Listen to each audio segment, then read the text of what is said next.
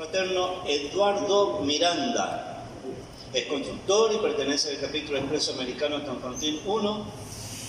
Servidor, casado, 55 años. Tiempo en Finet, 9 años. Y por favor, recibimos a Eduardo.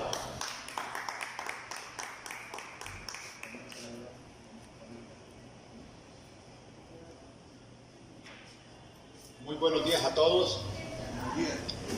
Antes que nada y sobre todo, le doy infinitas gracias a Dios por este milagro, el milagro de mi vida.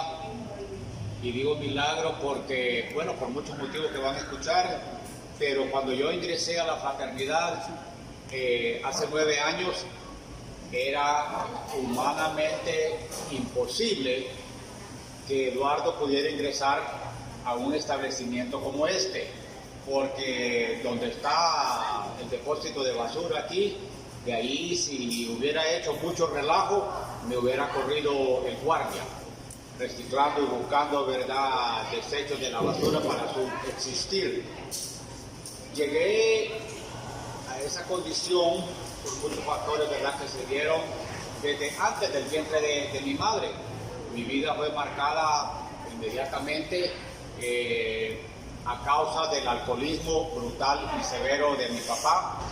Mi papá fue uno de esos borrachos empedernidos, malvados en todos los sentidos, especialmente la violencia física, especialmente hacia mi madre.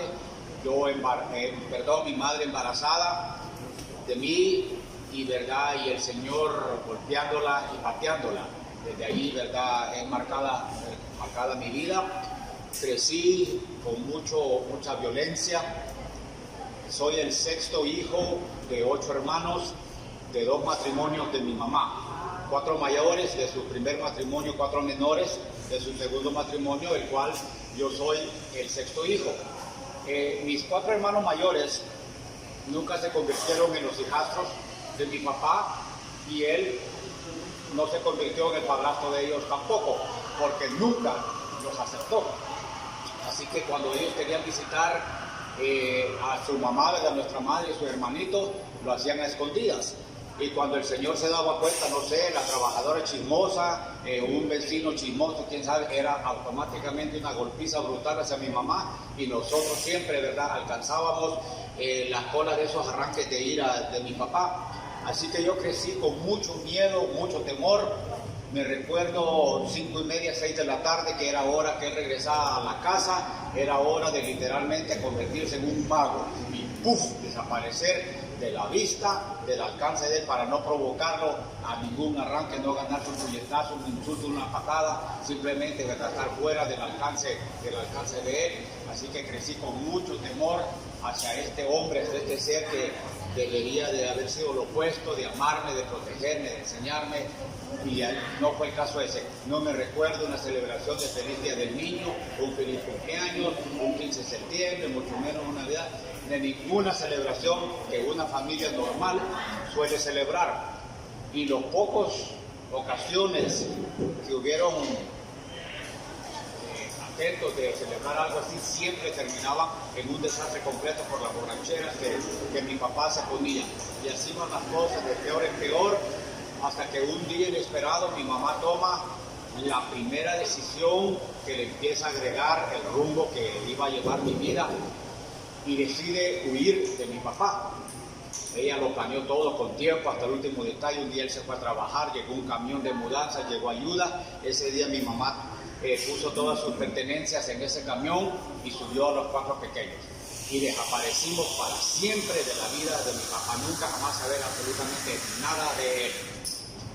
Y ese día mi mamá también se encargó de borrar hasta el último rastro de la existencia de mi papá. Ella le quemó la ropa, todas sus pertenencias, libros, fotos, certificados, absolutamente todo, lo hizo ceniza. Y ese día que desaparecimos de la vida de mi papá, yo pensé que aquellos miedos y aquellos temores habían desaparecido con él. No fue así. Me tomó muchos años darme cuenta que no había sido así.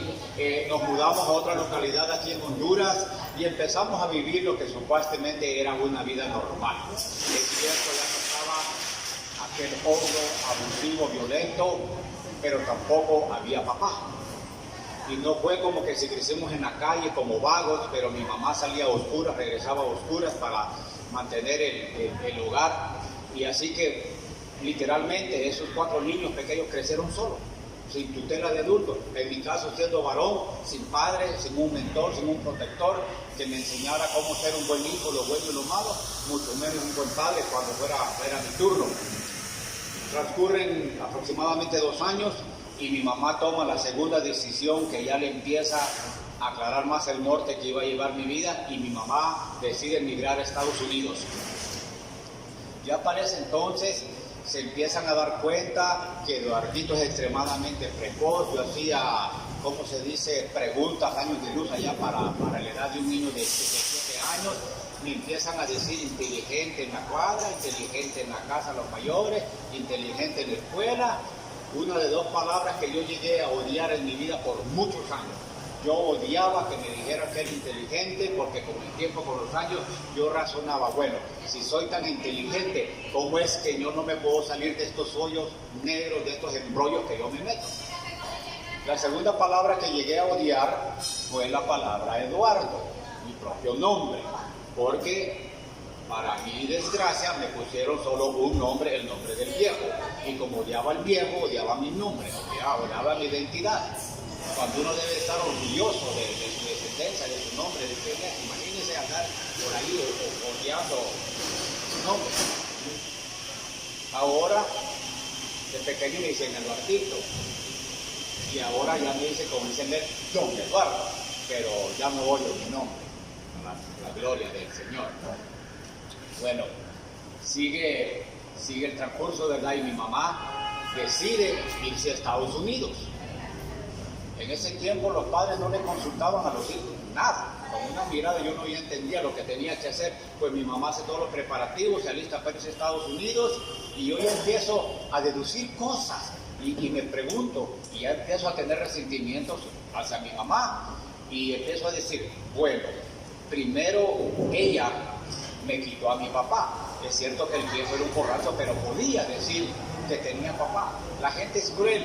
Los niños escuchan lo que dicen los adultos y nos empiezan a decir que éramos motos en la calle, que no teníamos papá y cosas así, y esto les duele y lo marca uno. Bueno, se va mi mamá y digo, primero ella me quitó a mi papá. Es cierto, el viejo era borracho, pero podía decir que tenía papá. Ahora se va ella, no me quiere, no me ama definitivamente. Y mi mamá se fue y me dejó solito con aquel gran vacío emocional en mi corazón. Así como se fue, 2 años después, así regresó para llevarse a los 4 menores a Estados Unidos. Mi mamá se había casado por 3ª vez en Estados Unidos. Y este señor, este tercer marido de mi mamá, no se convirtió en mi padrastro, sino que inmediatamente se convirtió en aquel papá que yo nunca tuve. Porque fue bien fácil para este extraño llenar aquel gran vacío emocional que yo llevaba por dentro. Y desde el primer día que llegamos a Estados Unidos nos volvimos inseparables. Y empezamos a hacer cosas que un padre hace con su hijo y viceversa. Me enseñó a pescar, a trastear el carro, cortar el césped, y compró mi primera bicicleta. Situación que fue extremadamente emocionalmente, psicológicamente, físicamente y en todos los sentidos muy difícil para mí. Porque pasé de un extremo emocional al otro, amar a este ser con toda mi vida, a tratar de quitarle la vida con un arma de fuego. Con el transcurso de los años, este ser que yo amaba con toda mi vida empezó a beber en exceso, empezó a llegar borracho a la casa, comenzaron los gritos, comenzaron las tirazones de cosas, las quebrazones de cosas, y todas aquellas memorias y aquellos miedos y aquellos temores que yo pensé que habían desaparecido con mi papá, regresaron a invadir mi vida como una avalancha y me cayeron encima de un solo, y me empiezo a turbar y empiezo a vivir la pesadilla de mi niñez y empiezo a tener miedo otra vez a vivir con eso. Para no estar en casa y presenciar esos disturbios, me refugié en 3 cosas: mi primer refugio, como me habían dicho tanto tiempo que era inteligente, me la creí y me metí de lleno a los estudios. Y en efecto me convertí en un estudiante sobresaliente en cualquier materia. Me fascinó la literatura, el aprendizaje, todo el fin. Y aún así es. Mi segundo refugio fueron los deportes. También fui dotado cuando vine del Matis, el atleta, participé en muchas disciplinas y deportes. Pero mi tercer refugio, para no presenciar, para no estar en casa y vivir esa pesadilla, fue la pandilla, o la mara, como le dicen aquí. Y para sentirme que pertenecía a algo, ingresé a la pandilla La Mara con ritual, inauguración y todo. Así que soy un legítimo ex pandillero, marero, como el único que les está compartiendo. Y las cosas en la casa van de peor en peor hasta que llega ese día que yo trato de quitarle la vida a este hombre. Conseguí un arma de fuego, lo encañoné a corta distancia y mi decisión era vaciar el cargador y terminar con esa pesadilla. Ahora que reflexiono, le doy gracias a Dios no haber ejecutado esa acción, si no fuera un asesino también que les estuviera compartiendo.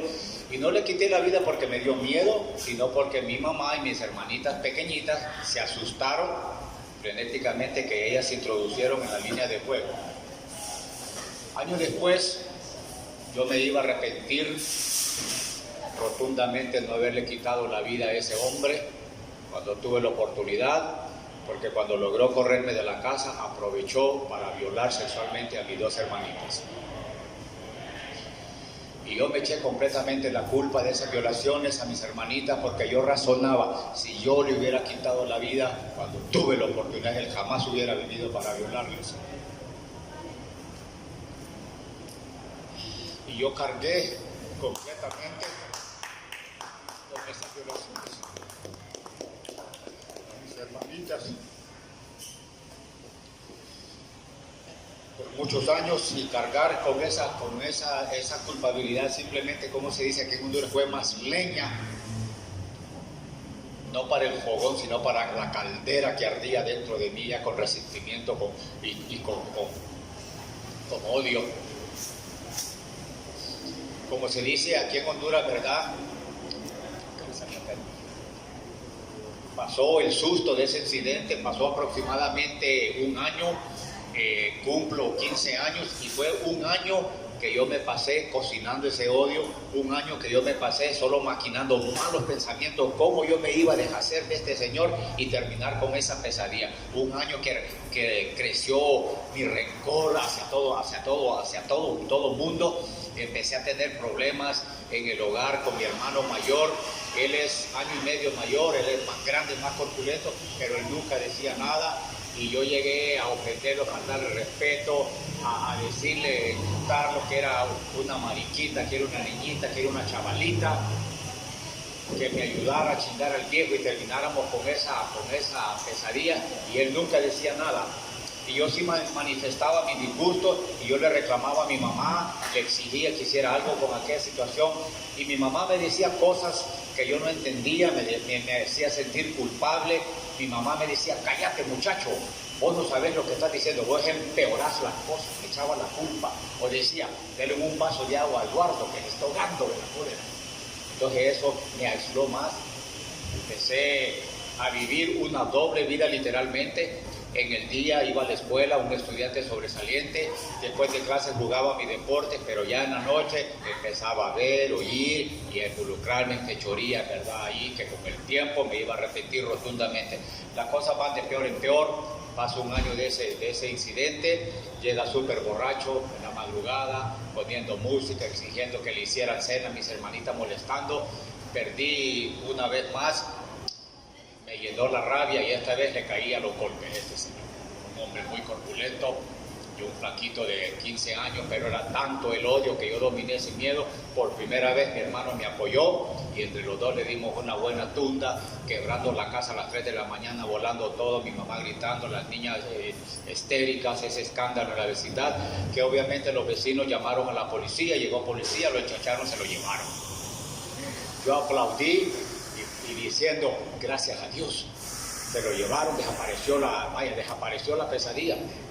Pero en ese entonces yo le agradecía al Dios desconocido, porque definitivamente yo no conocía a Dios de una manera personal, como lo conozco ahora a través de la fraternidad. Para mi sorpresa y asombro, aparece el siguiente día, obviamente golpeado, raspado, pero como si nada hubiera pasado. No sé cómo le hizo, si pagó abogado, si pagó fianza, o lo tiraron en la Bartolina de los bolos. Así que se pueden imaginar que en los años 80 en Estados Unidos las leyes contra violencia doméstica eran tan severas, porque allí estaba este hombre en la casa, solo para correrme a mí por instigador y a mi hermano por apoyarme. Pero la verdadera sorpresa fue que mi mamá lo permitió. Allí yo me volví loco. Allí yo me convertí en algo que no era humano, allí yo me convertí en un verdadero demonio, allí me apagué de absolutamente de todo, porque yo no podía concebir cómo era posible que una madre prefiriera al hombre que no era su sangre en vez de su propio hijo. Y a mis 15 años soy echado de la casa por este ser que amaba, que amé con toda mi vida, ahora le deseaba la muerte a toda costa. No creo que llegué a odiar a mi madre, pero sí tuve fuertes resentimientos hacia ella por haber permitido eso y sus malas decisiones. Y estamos en la calle, lleno de rabia, lleno de odio, lleno de confusión, lleno de ira. Mi hermano, el mayorcito, habló con uno de los vecinos para que nos diera posada. Y este vecino que nos dio posada, resultó ser un vendedor de marihuana. Y yo, con tanta rabia, tanta confusión, yo le pregunté, hey, ¿y eso qué es? Y a mis 15 años, mi primer sorbo de marihuana. Al par de días, mi primer trago de alcohol, una cerveza, que esas dos drogas aisladas, juntas, revueltas, desencadenaron un desenfreno de alcoholismo, de drogadicción, de violencia, a 90 millas por hora en piloto automático, que abarcó aproximadamente 34 años. Inmediatamente me sumerjo a lo más bajo del inframundo, asaltando, peleando con la pandilla, entrando y saliendo de la posta, con prostitutas, con afeminados, con travestis, con malhechores, haciendo cualquier cosa deplorable para afianzarme de un par de dólares y seguir drogándome y seguir bebiendo. Porque para ese entonces mi lema es: me voy a sedar tanto con el alcohol y las drogas para no sentir el gran dolor emocional que yo cargaba por dentro, apagarme. Pasaron años, un indigente completamente, una bestia, un animal en las calles, donde me agarraba la tormenta o la noche, el cansancio, me enrollaba en la acera y allí pasaba la noche y ahí amanecía. Pasé años en esa situación hasta que un día, en una, las pagué todas. Y digo que en una las pagué todas porque finalmente fui a prisión por un delito ya un poquito más serio de las fechorías minoritarias. Y digo que en una las pagué todas porque completamente inocente de ese delito que me achacaron, pero culpable de las 1001 vez que no me habían atrapado. Por eso digo, en una las pagué todas. Fui a prisión, cumplí mi condena y el día que voy a ser supuestamente puesto en libertad, me detiene el Departamento de Inmigración de Estados Unidos para un posible caso de deportación de regreso a Honduras. En actualidad pasé más tiempo detenido en inmigración que lo que serví condena en prisión, peleando ese caso legal. En el año 99, me cansé de la vida de subsistir, me cansé de tanto pecado, tanto sufrimiento, tanto golpe, tanta decepción, tanta pérdida, tanta soledad, que voluntariamente firmé mi deportación de regreso a Honduras. Llegué 2 meses después del huracán Mitch en el año 99, aterricé aquí en Toncontín, sin absolutamente nada, sin rumbo, sin familia, sin país, sin nada. Y llegué de película. Y ustedes lo han visto en las películas. Aquel criminal con un traje anaranjado, un overol anaranjado, fosforescente, encadenado de tobillos y de manos, en una jaula de metal, custodiado por uno de esos Marshall americanos con una escopeta de esas doble calibre 12 apuntándome. Cuando bajé del avión, fui fichado por la Interpol, así que también soy un ex criminal internacional que les está hablando, y bajé de ese avión, como les dije, sin absolutamente nada. Mi única ventaja, que hablaba español. Pero aparte de eso, estaba en un país completamente extraño para mí. Se había ido un niñito completamente inocente de 11 añitos y regresaba un hombre completamente destruido en todos los sentidos de 36 años. Habían pasado 25 negros, pecaminosos, violentos, malvados, sufridos años en Estados Unidos. Mi mayor posesión, el odio, porque de eso sí estaba lleno hasta rebosar. Allá en la prisión y en inmigración había conocido otros catrachos y había aprendido que en la costa norte del país había un par de islas que hablaban inglés y pagaban muy bien la construcción. Uno de tantos oficios que aprendí en Estados Unidos, según yo iba a llegar a esta isla por el inglés, ir a trabajar y no sabía qué iba a hacer de mi vida. Por consejos de mi madre,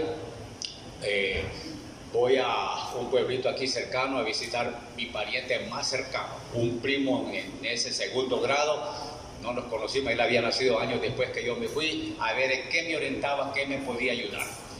El Mitch no le llevó el inmueble, pero sí le dañó, ¿verdad? Un poco ahí, bastante el agua. Entonces me ofrecía quedarme un par de semanas para ayudarle. Durante esas 2 semanas conocí una dama. Un año después nos casamos, establecimos un par de negocios y empezamos a procrear nuestros 3 hijos. Me casé súper enamorado, como un cuento de hada. Atrás había quedado el pasado de Eduardo. Nadie sabía absolutamente de nada. Estaba en un país nuevo, en un pueblito nuevo, una vida nueva. Nadie sabía nada. Comienzo, a ella la senté porque yo quería que esta princesa que el Señor había preservado para mí me aceptara tal y como yo era, y así fue.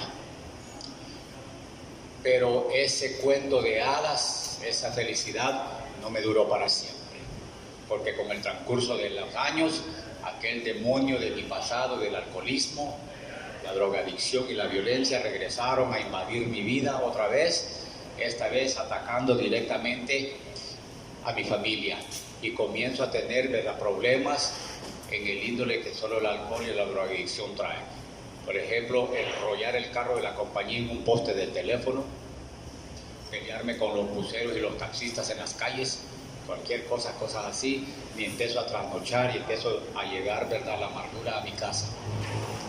En el año 2008, la situación llegó precariamente a la casa. Tenemos 3 niños pequeños, pero 2 de Pepe y de pañales.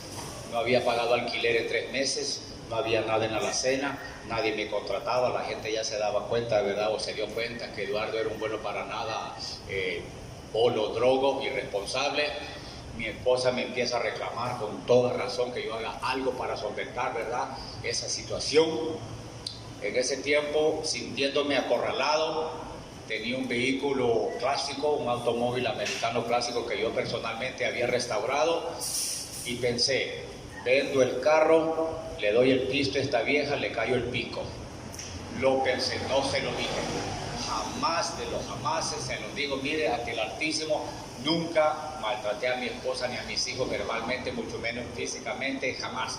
Si mi esposa dice, si Eduardo dice, tu papá entraba como el gato, no molestaba, pero sí lo dañé con mi indiferencia, porque me empecé a perder 3 días, 3 semanas, 3 meses, por últimos 3 años.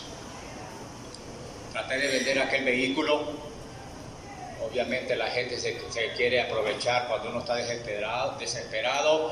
Me quería dar muy poco el valor, se apoderó de mí el orgullo y la arrogancia, y yo dije, no le voy a dar a ningún desgraciado la oportunidad que se lleve mi carro por ese precio. Primero le meto el hacha yo mismo antes que lo regale por ese precio. Y fue lo que hice. Con las mismas manos que había construido aquella cosa, con las mismas manos lo destruí. Lo desmantelé y lo vendí por chatarra, libreado, como se dice. En el primer viaje a la chatarrera, yo tenía suficiente efectivo en mi mano para solventar algo de aquella situación en mi casa. Eso jamás lo voy a saber, porque no hice lo correcto. No compré leche ni pañales. No fui a casa, no le dije a mi esposa, amor, tenga, encárguese allí de las provisiones. Sino que me fui a un estanco y dije, me voy a tomar un trago. me tomé un trago y cuando volví en sí, ni un 5 en la bolsa. Ahí es cuando una nueva vez me cae aquella avalancha de mi vida, me empieza a pasar el video otra vez y empiezo a recordar toda mi niñez y todo, y me vuelvo a llenar de odio y del rencor y del dolor y todo eso, y empiezo, ¿me entiende?, a empezar a culpar a todo el mundo, pero odiándome más a mí mismo, porque cómo era posible que por un maldito pinche trago yo hubiera tirado todo a la basura. En ese entonces entré literalmente en un trance y empecé a deambular, a caminar y a caminar. Nuevamente, cuando volví en sí, estaba enfrente de las meras puertas del infierno aquí en la tierra, en el famoso, mentado y conocido por muchos, el Chiverito en Comayagüela. Y ahí fui reducido a la mínima cantidad de 3 lempiras, porque es lo que valía una pacha del guaro del barato. A dormir en esas tarimas, a voltear lodo juco en sacos que se acumula debajo de esos puestos, ahorita con este tipo de tormentas, a comer de la basura, a aguantar tormentas, frío, sol, soledad, desprecio de la sociedad, desesperación, contemplando el suicidio, tristeza, llanto, dolor, sufrimiento, soledad, miedo, ansiedad, depresión, y terminé viviendo, durmiendo en un nicho, o sea, una tumba abandonada en el cementerio general de Tegucigalpa. Y ahí en ese cementerio, como el endemoniado gadareno, yo me rebelé contra Dios de una manera inhumana y blasfémica. Yo me paseaba en la madrugada entre los escombros, los matorrales, lleno de odio, lleno de maldición, y le reclamaba a Dios y le señalaba las tumbas y le decía: mira, este lugar es para los muertos. Y me palpaba el pecho arrogantemente y le decía: mira, yo estoy vivo, vaya pues a ver si es cierto que vos existís, sácame de aquí, vaya pues a ver, sácame de aquí, si existís. Hasta esa bajeza me llevó mi pecado, mi odio, mi ira. Y el Señor, en vez de enviarme un rayo bien merecido y fulminarme ahí al instante, me envió misericordia. Yo por mucho tiempo pensé que yo había blasfemado contra el Señor, pero no fue así. Con el tiempo Él me reveló que era aquel niño dentro de mí clamando por misericordia y ser rescatado. Al par de días de haber elevado esa plegaria, me di cuenta que el Señor siempre estuvo allí, pero empieza a acelerar las cosas, a trabajar a su manera, a su tiempo. Me parto la columna con una carga en ese mercado, quedo inmóvil, no me puedo mover, y el Señor puso 2 instrumentos en el camino, ambos de la calle. Uno tenía una casa abandonada por allá, más basurero que casa. Allá me llevaron, me sacaron un colchón buco medio podrido. Otro se ofreció a quedarse conmigo, a cuidarme. Aquel que se quedó conmigo salía todos los días a rebuscarse, como se dice en la calle, regresaba en la noche bien borracho, me traía ahí un poco de sobra para que no me muriera de hambre, y me traía un chorrito de guaro. Yo no sé si lo heredé o lo desarrollé con el tiempo, una gran resistencia. Yo podía ingerir grandes cantidades de alcohol y todavía estar medio cuerdo a la madrugada, que esos chorritos que él me traía no eran suficientes para emborracharme, mucho menos alcoholizarme, y así empieza el Señor a poner mi vida en sobriedad. Un miércoles por la noche, así repentinamente, aquel me dice: hey, vos, me dice, vamos a una reunión mañana. Yo le pregunté: ¿qué clase de reunión? Y me dijo: no te preocupes, me dijo, unos locos por ahí que reparten comida. Bueno, y como al bolo todo lo que es gratis le cae bien, y dije: ok, está bien. Le dije: vamos. Mire, como pude, me empecé a reciclar. Me recuerdo que adelanté el baño como por un mes porque el bolo le tiembla al agua. Conseguí unos zapatos de payaso, como cuatro tallas más grandes que los míos, uno de esos chores psicodélicos, como le dicen, hawaiano, samoano, bermuda, no sé qué, una camisa psicodélica. Como pude, con 2 manos logré rasurarme para no cortarme la yugular. andaba una cola de caballo súper largo, desnutrido, chupado, los pómulos, había perdido 30 libras de mi peso normal. Y como pude, llegué a esta reunión, al siguiente día, un jueves, hace 9 años. Y esa reunión resultó ser una reunión como esta, una reunión de la Fraternidad Internacional de Hombres de Negocio del Evangelio Completo. Y en esa mi primera reunión yo encontré algo que yo anduve tratando de encontrar y de llenar con alcohol, con drogas, con sexo, con armas, con lujo, con esto, con aventura, con todo. Y lo que encontré por esos 34 años que lo anduve buscando, y lo que encontré fue esperanza. Y es esa esperanza que me tiene aquí glorificando el nombre, ¿verdad?, de nuestro Señor Jesucristo. Y ese es el mensaje, ¿verdad?, que les trae el Espíritu Santo, un mensaje de esperanza a todos los que están escuchando. Y la esperanza la encontré en las palabras de aquel hombre que estaba enfrente, como ahora lo estoy yo. Aquel hombre literalmente contó la historia de mi vida. Él contó como él también venía de un hogar desintegrado por el alcoholismo de su papá, igual que yo. Él contó como él también le tocó ver desde temprana edad las golpizas hacia su mamá por su papá y sus hermanitos, él, igual que yo. Él contó cómo él también con el transcurso de los años cae bajo las mismas garras del alcoholismo y la drogadicción, igual que yo. Él contó cómo él perdió a su esposa, igual que yo. Cómo perdió a sus hijos, igual que yo. Cómo perdió su matrimonio, su familia, igual que yo. Y al final él contó cómo él también terminó viviendo en un bus chatarra abandonado a la intemperie en un potrero, igual que yo. Pero de repente yo no me fijo en nada de las cosas negativas, porque aquí estoy viendo a este hombre en sus cabales, sobrio, bañado, rasurado, oloroso, cambiado, hablando de un Dios de poder, un Dios de lo imposible, un Dios de milagros, un Dios que restaura familias, un Dios que restaura matrimonio, un Dios que devuelve empresas, un Dios que lo hace todo nuevo. Un Dios que libera de alcoholismo, un Dios que libera de drogadicción, un Dios que lo libera del odio, del rencor, y absolutamente de un Dios que para él nada es imposible. Y yo entré en razón y dije, bueno, si el Dios que predican estos locos repartidores de comida lo pudo transformar a él, me puede transformar a mí. Y obviamente para su gloria lo hizo, porque aquí me tiene glorificando su santo nombre. En ese entonces yo pensé, ¿será posible que algún día yo y él cambiemos lugar? Y para honra y gloria del Señor, creo que hoy es como las 230 y pico de veces que él y yo hemos cambiado lugar.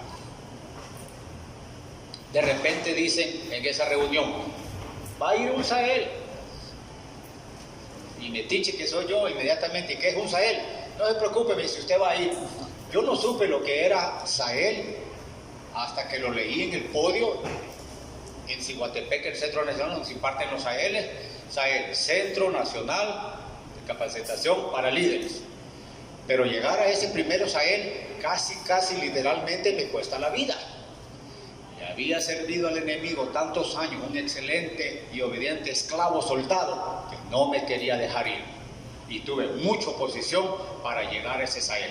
El primero en el 2010, habían pasado 2 años en las calles luchando, y comienza mi proceso, ¿verdad?, en la fraternidad. Ese sábado que yo abandoné a mi esposa y mis 3 pequeños y los dejé sin ni un frijol, ese día mi esposa me maldijo con maldición. Maldito Eduardo, maldito hasta el segundo que me fijé en vos y dije, sí, me caso contigo. La dueña de la casa, una señora bastante excéntrica, por no darle otro calificativo, chiflada, bocona, obscena, le dijo a mi esposa, por lástima, a esos 3 pequeños no te echo para la calle, pero si me doy cuenta que ese hijo de la gran tanta anda por aquí, por bruta y alcahueta te voy a echar a la calle. Yo tomé gran ventaja de esas noticias. Yo dije, pues no quiero que los corran, no voy a ir para que no me mire la doña. No iba, no aportaba, no los miraba, no me importaba.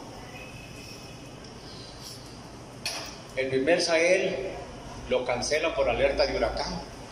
el otro que no hubo comunicaciones, el otro que no transporte, cosas así.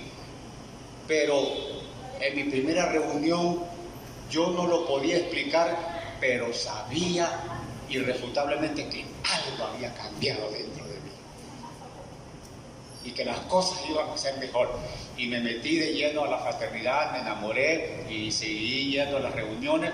La próxima reunión, un jueves, para mí en ese entonces, inexplicablemente, ahora reconozco el poder del Espíritu Santo, y estas palabras salieron de mi boca, pero con una gran certeza. Y yo dije, este fin de semana yo voy por mi milagro. Siguiente día, viernes, día de Sahel, estamos en un parqueo aquí, una gasolinera en Tegucigalpa. 2 de la tarde no hay Sahel, 2:30 no hay Sahel, 3 de la tarde no hay Sahel, 3:30 no hay Sahel, y yo al borde de ponerme a llorar porque yo sentía que algo había sucedido y estaba sucediendo. 4 de la tarde no hay Sahel, yo al borde de ponerme a llorar desesperado. 4:30 hay Sahel. Llegó un busito blanco, vamos 9 en total, conductor y ayudante, y 7 que vamos para el Sahel. Van las alabanzas. Yo voy y me siento en el último asiento de atrás y voy meditando, y yo digo ahora con toda certeza que allí fue donde me comencé a convertir en uno de los hombres más felices de la tierra.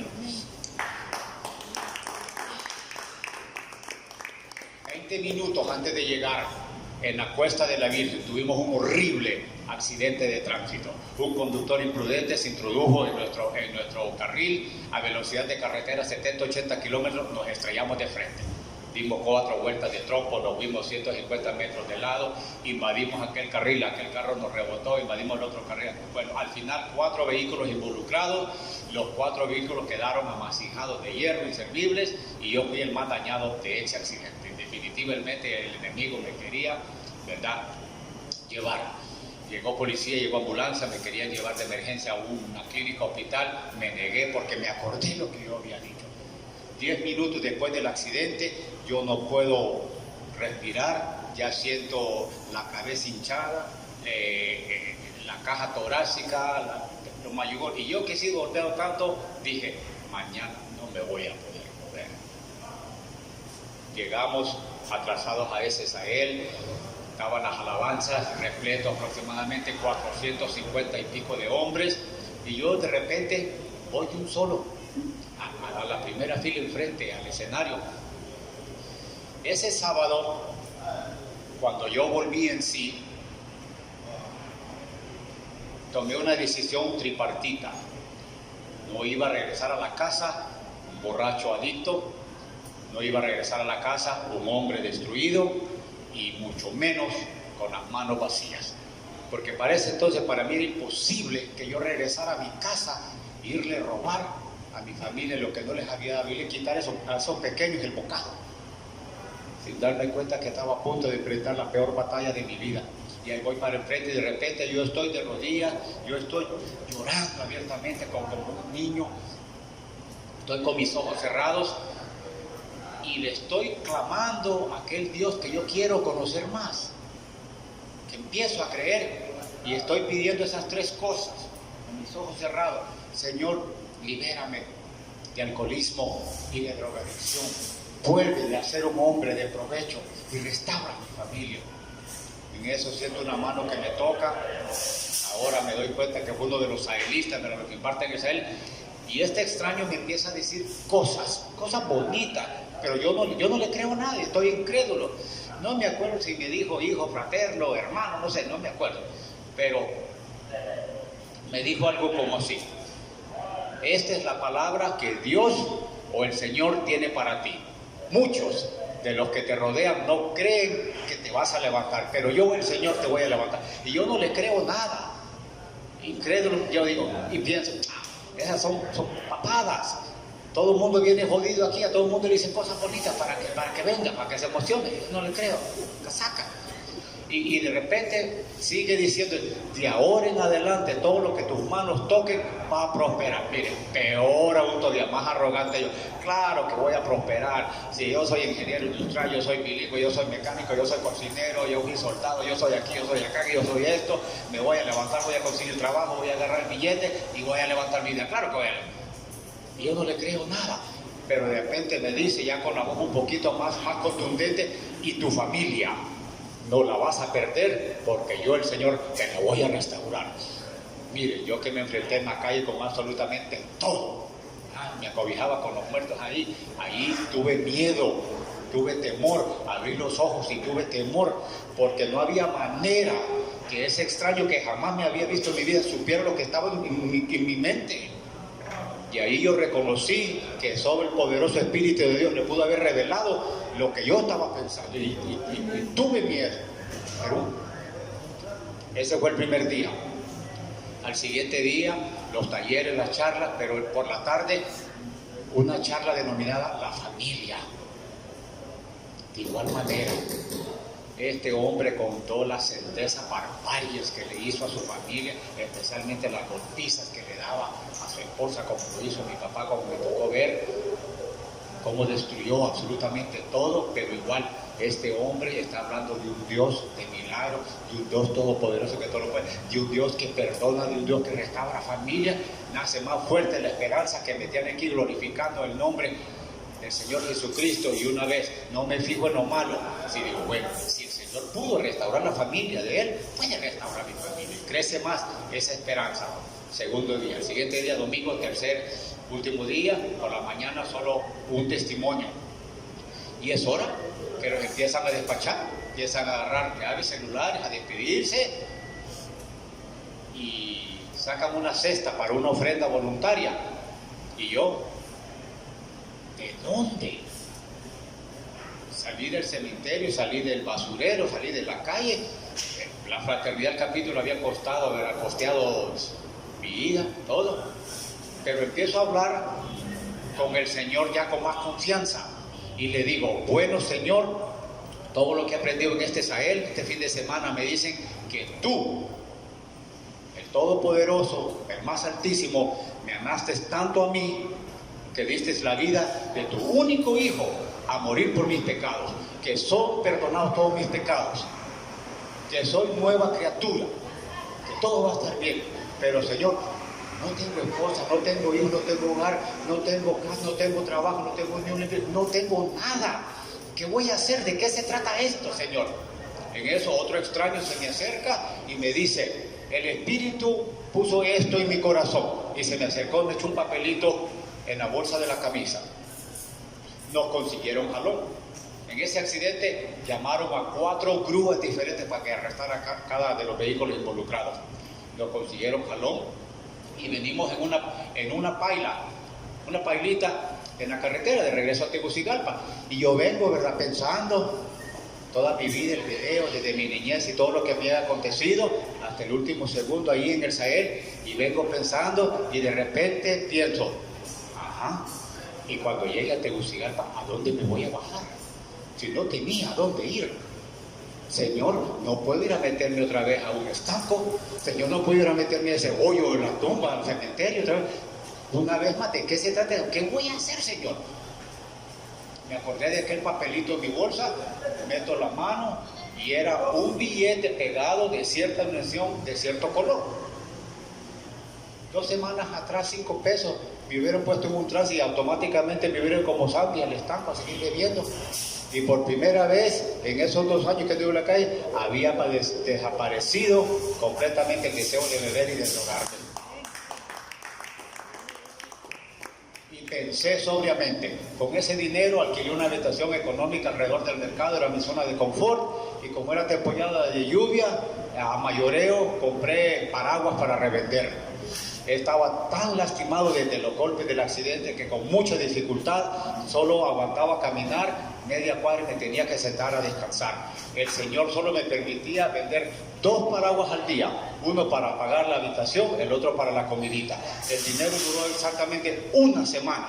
Y cuando me están desalojando el siguiente lunes a las 8:30 de la mañana, vengo bajando la grada de la segunda planta y le vengo preguntando al Señor, Señor, son las 8:30 y tengo hambre, no tengo ni una empira, ¿qué voy a hacer? ¿Para dónde voy? Para mi gran asombro, cuando yo doy mi primer paso en la acera, me encuentro cara a cara con el que me había invitado a mi primera reunión y me dice: hey vos, presentate mañana temprano a X taller. Tenía trabajo milagrosamente.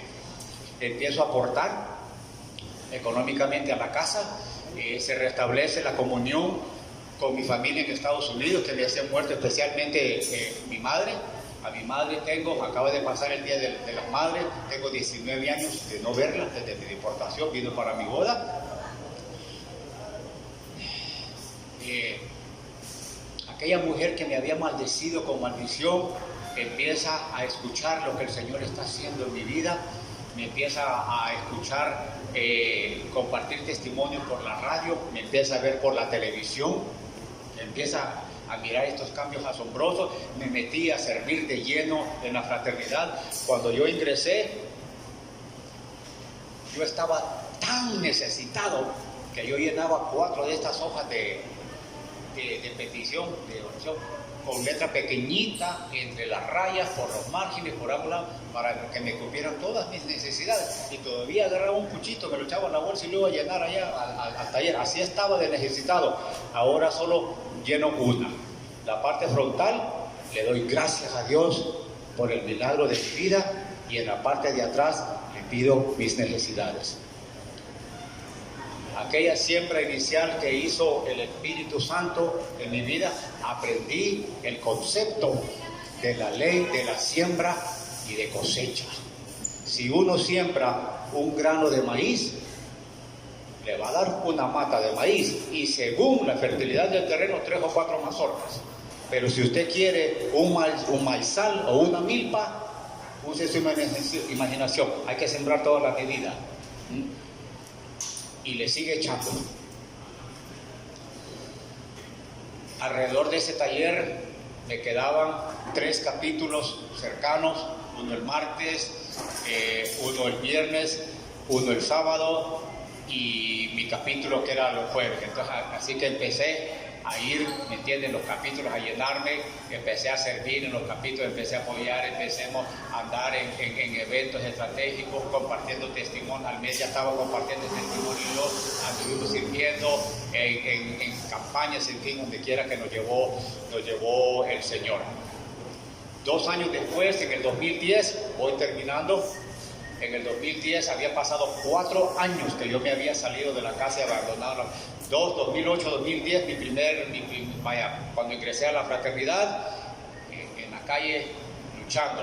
Ya 2010 en adelante, ¿verdad?, en el proceso de restauración, que mi esposa me pidió que regresara a la casa, al hogar. Regresé a la casa, como se dice aquí en Honduras, con miedito, por lo que había dicho la señora, para que si miraba nos iba a correr. 3 días después de estar en la casa, yo estoy inquieto, que no quepo, y mi esposa lo nota y me dice: amor, ¿qué le pasa? Le digo: no, esto no está bien. Sí, le dice: ¿pero qué le pasa? Y le dije: mírelo, a mí se me ha enseñado, yo he aprendido a ser verdadero hombre de valor a través de la fraternidad. Yo voy a enfrentar esta situación sin miedo. Yo le voy a llamar a la dueña de la casa y voy a hablar con ella. Y mire cómo podemos ser, lo que estamos hablando usted y yo, ¿verdad? Que a pesar de todos los milagros que el Señor contundentemente estaba haciendo en mi vida, fue a mí quien entró el factor X de la duda. Y vengo y le digo: oiga, amor, ¿y si la doña se revuelve y nos echa?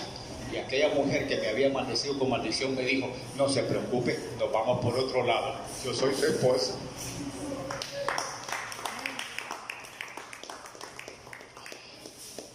Mi esposa y mis hijos nunca me vieron con un trago en la mano, yo nunca bebía en la casa, pero miraban los resultados. 3 días después, barbón, cuco, había perdido reloj, celular, billetera, cosas así, ¿verdad? O llegaba raspado.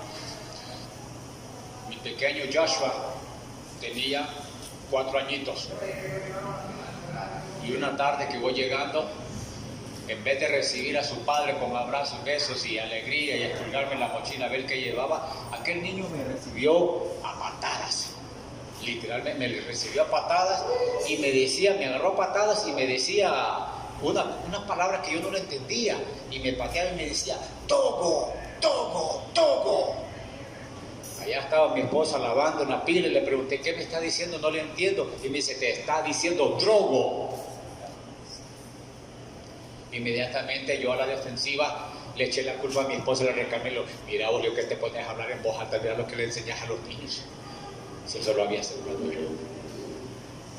Irresponsablemente, pero ahora he aprendido a ser responsable. Han pasado 11 años, tiene 15 ahora. Ese niño que me pateaba, que me decía drogo, para honra y gloria del Altísimo, ahora me abraza, me besa, me bendice y me dice que soy el mejor papá del mundo.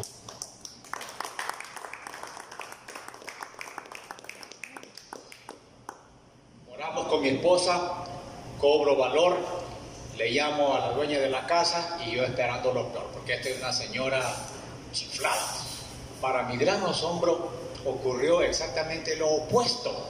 Hasta me trató como ser humano. Me dijo: don Eduardo, cuando antes era hijo de las gran tantas.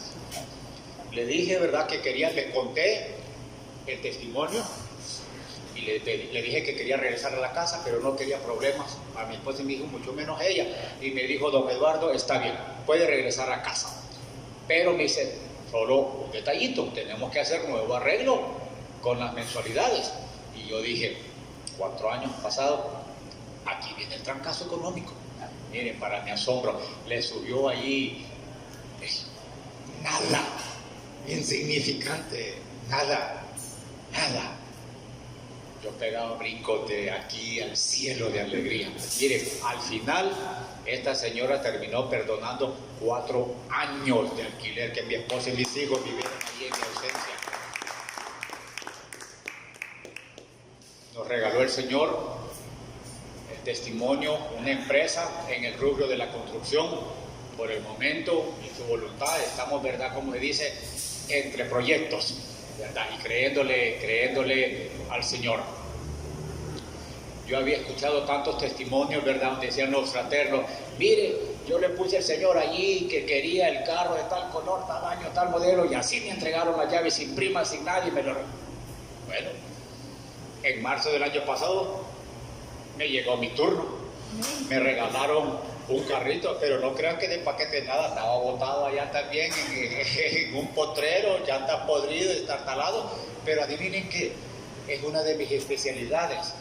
Soy un reciclador nato y un restaurador, y eso se lo aprendí, ¿sabe qué? Al mejor reciclador, restaurador del universo, que es nuestro Señor Jesucristo. ¿Me entiende? Que me recicló y me restauró a mí, ¿me entiende? De lo más vil y despreciado. Mi situación migratoria, para ir terminando, el año pasado el Señor puso el ángel financiero que se está encargando, de mi proceso para recuperar, ¿verdad? Para comenzar la residencia permanente, mi esposa y mis hijos. Ya hace el mes pasado, mi mamá, que es la más indicada, firmó el formulario para que me están pidiendo nuevamente, ¿verdad?, de regreso, y en el tiempo del Señor y bajo su voluntad regresaré legalmente con residencia permanente a Estados Unidos, y así, para su honra y su gloria, convertirme de verdad en un testimonio internacional. Tuve el privilegio de ser presidente de mi capítulo, y en ese año tuve la gran bendición de poder asistir a la convención nacional aquí en Honduras. Cuando yo ingresé a la fraternidad, meses después escuché de la convención, y era en Houston, Estados Unidos, Texas. Y yo pensé: Houston, deportado, ni lo intenté. Pero en 2017, que venía a San Pedro, yo dije: San Pedro, Honduras, mi país, $100, sería un gran pecado si no voy. Y empecé a ahorrar, y tú, miren, me fui liso. Ahí está don Julio, nos gozamos en el bus, y con esto termino. Había la capacidad para 5,000 y pico de personas, ¿verdad?, en ese evento. Y una noche sorpresa nos dice, ¿verdad?, que tenemos un invitado especial, y no es que lo promueva ni nada, pero es irrefutable. Y mi sorpresa, de verdad, es que está la pareja presidencial allí. Había cupo, 5,000 boletos, cualquiera podía ir. Pero de repente, Eduardo Miranda, para gloria del Señor, estaba allí. ¿Y sabe lo que dije? Ahora tuvo el privilegio, la pareja presidencial, de estar en el mismo salón que yo, para honra y gloria del Señor. Muchos quisieron ir y no pudieron. Y yo no podía y fui, para honra y gloria del Señor. Bueno, no fue mi intención. Miren, es fácil decir lo bueno y bonito, es fácil que Dios me dio aquí, que me dio carro, que mis hijos en la privada, que viajé a Nueva Orleans. Eso es facilito, contar lo bonito, lo bueno, las bendiciones. Pero yo cuento no lo bonito, ¿me entiendes? Lo feo, lo horrible, lo horrendo, para que ahora podamos poner las cosas en la balanza, ¿verdad? Y miremos cómo contundentemente, para honra y gloria de Dios, se inclina, ¿verdad?, hacia la derecha, hacia lo bueno, hacia lo milagroso, hacia lo imposible, hacia lo poderoso. ¿Escucharon cómo llegué? ¿Verdad? Ahora van a escuchar cómo me trajo. Vieron que llegué con aquellos zapatos 4 tallas amarrados, no cordones, con alambre de cordón. Ahora me trajo con Bostonians. Me trajo con Van Heusen, me trajo con Christian Dior, me trajo con Bartolini, para su honra y su gloria. Les digo, el mejor reciclador del mundo. Bien, solo les pido una cosa: que mediten en el mensaje de esperanza de si se puede que el Espíritu Santo les haya traído. Que si ese Dios de lo imposible, de misericordia, de esperanza, pudo sacar aquella cosa, lo más vil y despreciado de este mundo, literalmente sacarlo de una posición de muerte a vida y ponerlo en un lugar de honra, para su honra y su gloria. Ese mismo Dios pudo literalmente meter las manos al basurero, al fango, al lodo cenagoso, a la placa de este mundo, y sacar aquella cosa, y no solo limpiarlo exteriormente con agua, jabón y ropa limpia, sino con su sangre preciosa lavarle el corazón negro y su conciencia. Pues ese mismo Dios lo puede sacar a ustedes de cualquier situación que estén atravesando. Y todo eso que tal vez se consideran imposible, es posible con una breve y poderosa oración. No repitan o repetir lo que yo digo. Rete al Señor como lo hizo aquella cosa en el cementerio y le dijo: a ver, pues si es cierto que existís, sácame de aquí. Digámosle al Señor: Padre Celestial, reconozco que soy pecador, pero me arrepiento. Señor Jesús, yo ahora te reconozco como mi único y suficiente Salvador. Espíritu Santo, yo ahora te abro mi corazón. Te invito a que entres en mi vida y me ayudes de ahora en adelante a vivir una vida digna de tu aprobación. Padre Celestial, todo esto yo te lo pido para tu honra, para tu gloria, en el nombre de tu Hijo amado, mi Señor Jesucristo. Amén y amén. Y para la gloria del Dios Altísimo, nuestro Señor Jesucristo, ese es el testimonio de las maravillas milagrosas que Él ha hecho en mi vida. Muchísimas gracias por tu atención. Tenga buen día.